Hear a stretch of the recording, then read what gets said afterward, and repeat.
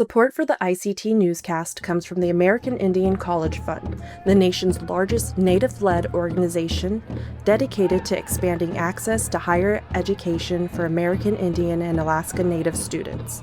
The College Fund provides scholarships and support to 34 accredited tribal colleges and universities, and recently launched Because of You, honoring TCU faculty and their role in Native higher education. Visit collegefund.org/becauseofyou. That line separates monsters from men. We're looking for two boys. And I think those boys stumbled across a monster.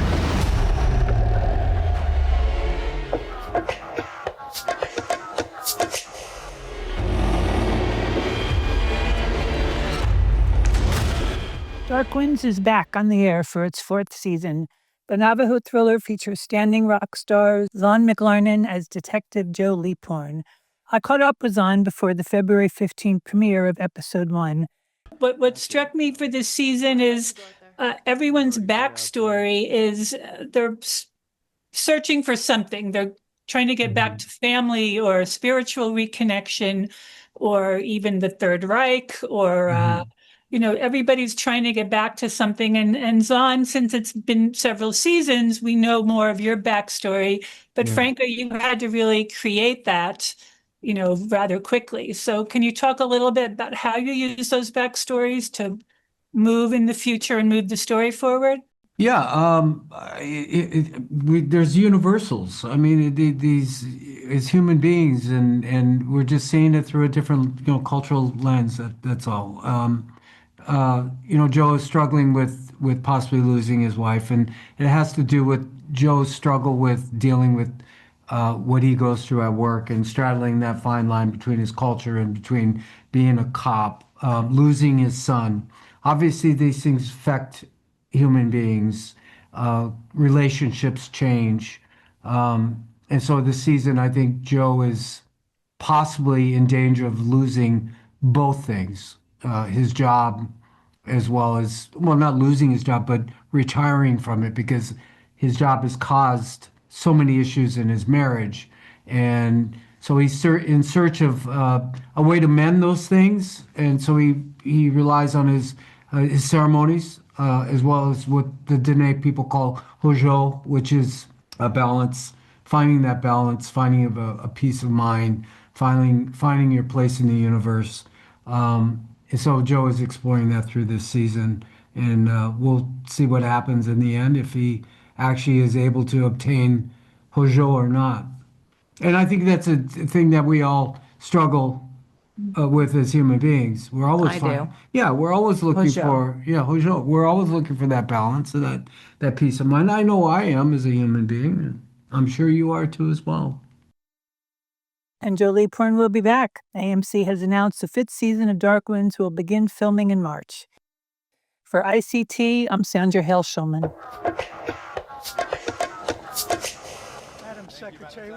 U.S. Secretary of Homeland Security Kristi Noem sent a letter to tribal officials from more than 500 federally recognized tribes on February 12th, saying that ICE does not target and will not target Native Americans or any U.S. citizen based on appearance, ethnicity, or community affiliation.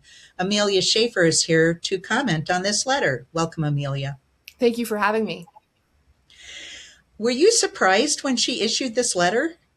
A little bit. I think that what was most concerning to me in the letter, or I guess confusing, was that there's a statement that says that the claims that enrolled citizens of federally recognized tribes, now that is an important distinction to make, but enrolled citizens of federally recognized tribes have not been detained. However, we have seen public statements from the Oglala Sioux tribe, the Red Lake Nation, and several other like Standing Rock saying differently. We also have a first-person recorded account of a man from the Navajo Nation, which was backed up by their president, Boo Nygren, which says that he was detained by immigration officials despite proving documentation of his certificate degree of Indian blood and United States citizenship. So we have seen things that contradict this claim. Now, we don't have, other than the Navajo gentleman, we don't have specific names of enrolled citizens who have been detained. Most of the people I've spoken to are descendants of federally recognized tribes, and that is an important distinction to make because she said citizens, and that makes it clear that descendants would not be grouped in the statement that's being made. We actually saw last week Lac du Flambeau, which is an Ojibwe tribe in northern Wisconsin, did something pretty interesting. They made a card for first generation descendants of the tribe, which you haven't really seen before. Before, it's kind of, if you're a descendant, you might have some type of official documentation from the tribe saying so. You might have some other type of official paperwork that can prove your identity. But this is pretty unique, and it's helpful to citizens who live in communities like Chicago, Minneapolis, urban areas that have seen a lot of immigration presence. I personally know people that are really excited about this news. I mean, this is pretty groundbreaking to have a physical card, an identification card that shows you are a descendant. So things like that will hopefully continue. We've seen a lot of tribes continue to organize enrollment efforts in the Twin Cities area and just broadly across the nation, and continue distributing ID cards and other forms of official documentation for members. Well, wait and see what happens to this, Amelia. Thank you for your commentary. Thank you for having me. The 25th Winter Olympic Games have officially wrapped in Milan Cortina, Italy. Norway led all countries in the end with 41 total medals, followed by the United States and the Netherlands, with 33 and 20 total medals respectively. Several Indigenous athletes took part in the Games. Ukalet Sletmark, Sandra Sletmark for Denmark, Ben Barclay for New Zealand, and the trio of Eden Wilson, Trinity Ellis, and Jocelyn LaRocque for Canada. But only one went home with a medal. LaRocque, the first Indigenous woman to play for Team Canada's women's hockey team, earned her fourth Olympic medal, closing out her storied Olympic career as the most decorated Indigenous Winter Olympic athlete ever, with 2 golds and 2 silvers. ICT spoke with LaRocque's sister, Chantal, who was in Milan for the gold medal match versus the United States, which the U.S. won in overtime. The sisters both grew up playing hockey, with Chantal telling ICT they had a competitive love-hate relationship. But now, things have come like full circle and, we're best friends, and hockey is a big thing that has always brought us together, whether it's, her playing, me playing, or her coaching me in ball hockey. It's the one thing that we definitely have and shared together. She said Jocelyn's acknowledgement of her Métis heritage is important, especially to Indigenous youth. Growing up, we knew we were Métis, but there wasn't that much acknowledgement. So for her to be acknowledged and for it to be, world known that she is the most decorative athlete, it's something that she is so proud of and takes to heart, and wants Indigenous youth athletes and everybody to know that doesn't matter your age, your sex, anything. Just if you have a dream, follow it, because look at her, right? Colby Kicking Woman, ICT.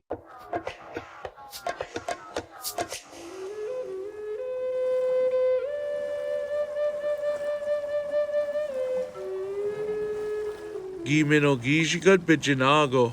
It was a good day yesterday. Giminogijigat Bijinago. The word gi is used when we're talking about past tense. The word minogijigat means that it is a good day, and Bijinago is talking about yesterday. And when we put all 3 of them together, we have Giminogijigat Bijinago. It was a good day yesterday.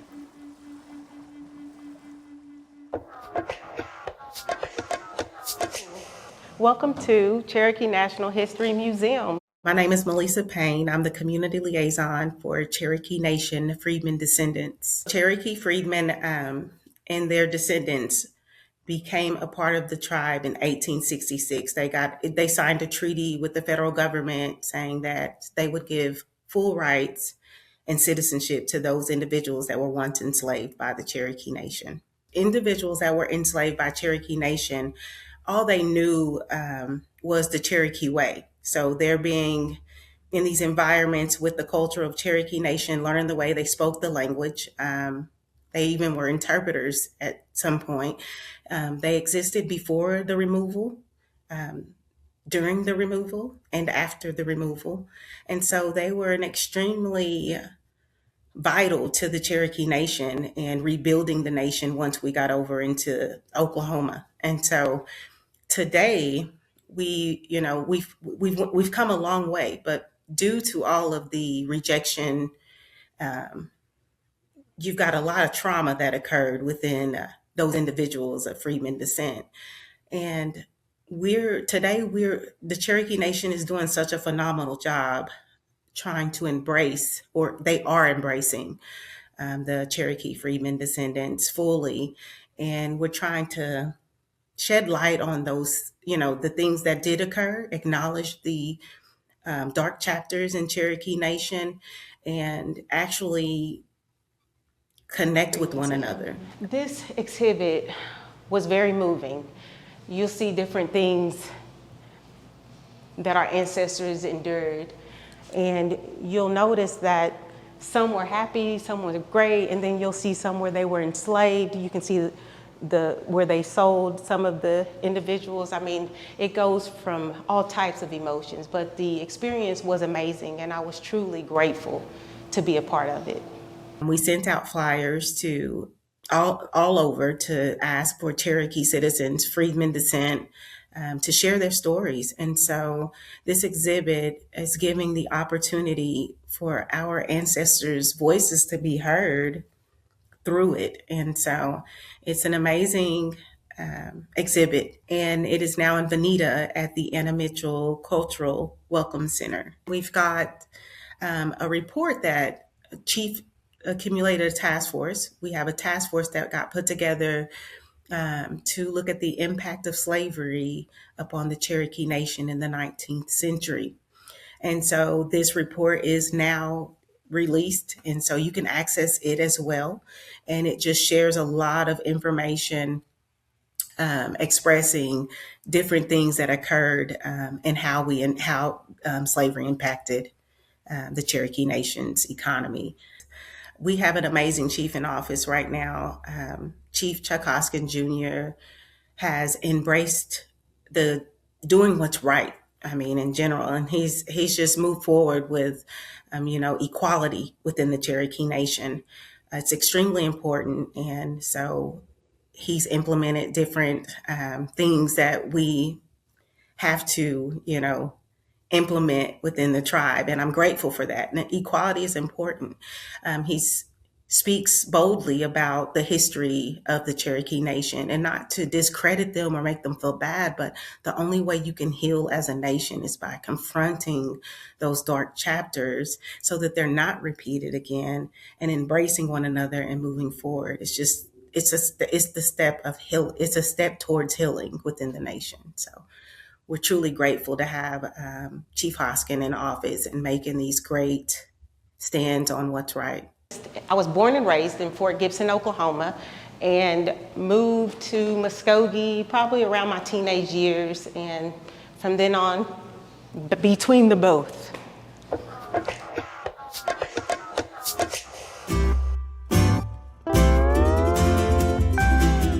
Ho'okahi no la o Kamalihini. Ho'okahi no la o Kamalihini. A stranger only for a day. Ho'okahi no la o Kamalihini. A stranger only for a day. After the first day as a guest, one must help with the work.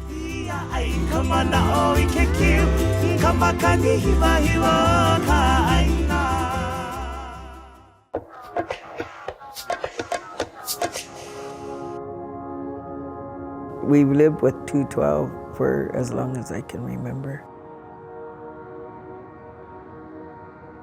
It's a place that it's part of our homeland. A University of Montana student project, Highway of Death, is personal for Robin Iron Wayne. So I grew up on the Northern Cheyenne Reservation, and it was a highway that I traveled for all of my life, to and from school. And it was something that I felt really deep in my heart, because you see the tragedies that happen on the highway, and a lot of it was like there was no jurisdiction on it, so a lot of people were dying on the highway. And so when I went to school, I pitched it in 3 different classes, and sort of nobody really wanted to cover it. And then it was when I took my film class, I pitched it, and come to find out everybody was just moved by the pitch. And the reason why I felt that it was something that needed to be covered is because my sister lost her life in 2017, and she was hit in a head-on collision by somebody who was reckless driving, and nothing was ever done. Highway of death. The corridor of death is the big one. It's quite a nasty ring to it when that death is someone you love. Directly cuts across to South Dakota, North Dakota, but it's a dangerous route. You know, there's people that it's their reservation. You're always going to see somebody who's walking along the highway. And truckers, if they don't know the area, they're not going to understand that there is a lot of pedestrians that are walking, you know, or there's, you know, it's a reservation. There's people that commute on that road every single day to and from work, and there's no way in or out besides Highway 212. In 2024, Lee County brought in just over $51 million. And a lot of that money comes in during the summer months, which is the county's busiest season. I am a reporter at KPAX in Missoula, the first ever Indigenous reporter that they've ever hired. And originally what my desire was is to really bring Indigenous issues, Indigenous accomplishments even, you know, just sort of everything that our people do into the media, but also tell it from an Indigenous perspective, because we hardly see that in the media, especially in Montana, when we're the state that is home to that has the most reservations. My journey as a journalist was always to make sure that my drive is to bring those stories, the truth, the good, the bad, and really tell them from a perspective as an Indigenous person. For ICT, I'm Shirley Snavy.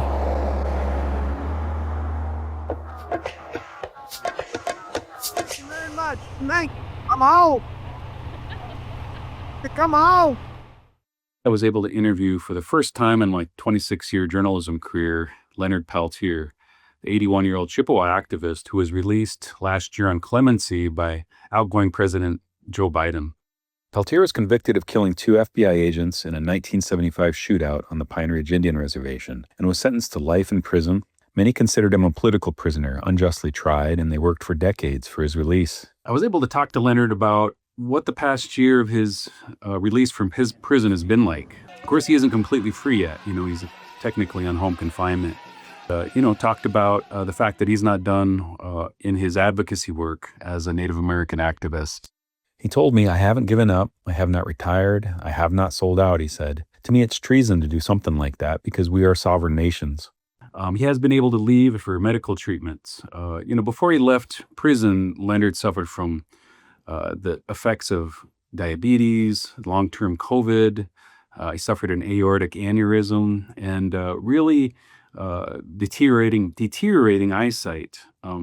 Now, as a result of being able to visit medical professionals pretty regularly now that he's left prison and just being able to eat a much more nutritious diet outside of prison, he's seen his health improve quite a bit, he said, and really looks forward to the future now. He is hoping to visit some other really amazing places, including the Vatican in June. He's been invited to speak there and really hopes to be able to do that. A number of popes over the past few decades have advocated for his release, including the previous Pope Francis. So he wants to pay his respects to the Vatican for their advocacy. But he also plans to demand an apology from the Catholic Church for its treatment of Native American people over the past few centuries. And he also plans to invite the Pope to Belcourt, North Dakota, where he lives, in order to attend a Catholic Church service there. But he's still waiting to hear on whether that furlough request will be approved. I was incredibly moved to talk to Peltier. The shootout in 1975 occurred on my great-grandparents' land near Oglala, South Dakota. It happened the year I was born, and I was brought home just a few months after the shootout. And lived the first few years of my life in essentially what was a war zone on the Pine Ridge Reservation, with FBI agents swarming the reservation looking for Leonard Peltier and many of the other AIM activists who were fleeing at that point after the shootout. I spent the last 50 years learning about what happened there, and just really dreaming to be able to interview Leonard about what his life is like, what his life was like behind bars, and now, what his life has been like the past year since his release from prison. So it was a really amazing interview for me to be able to do that. And I'm really honored that he was willing to give me some time to talk to him. For ICT, I'm Kevin Abaraska.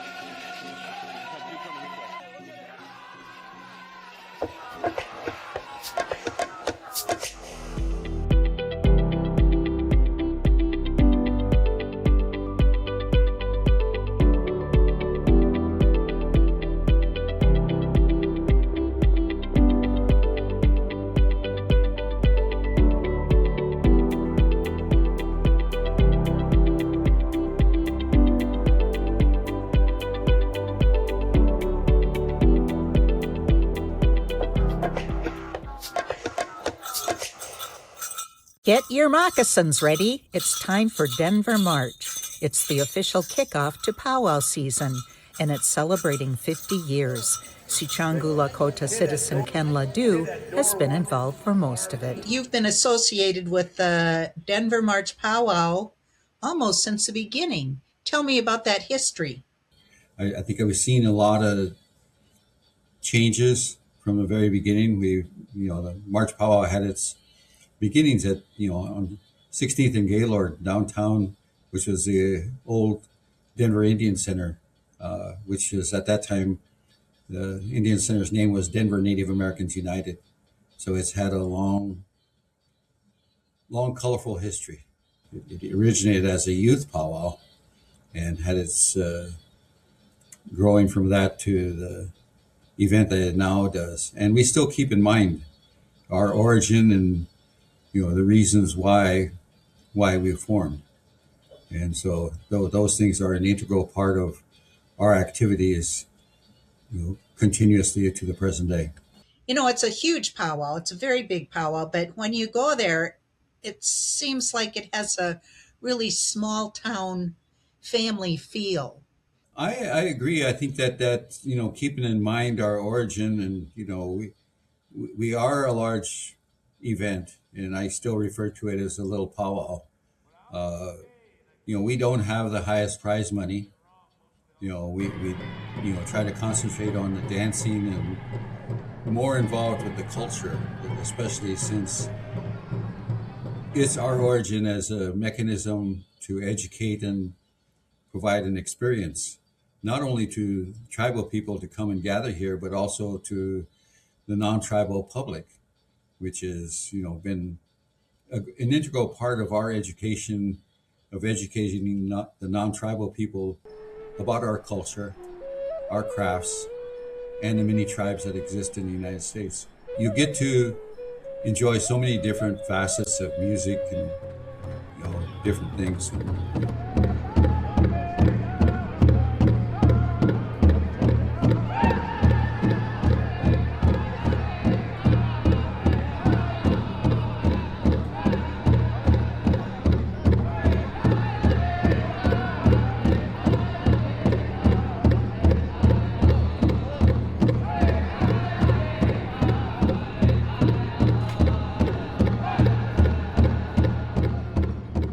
Normally we have approximately anywhere from 28 to 32 drums that come and participate from all different parts of the country, representing many different tribes.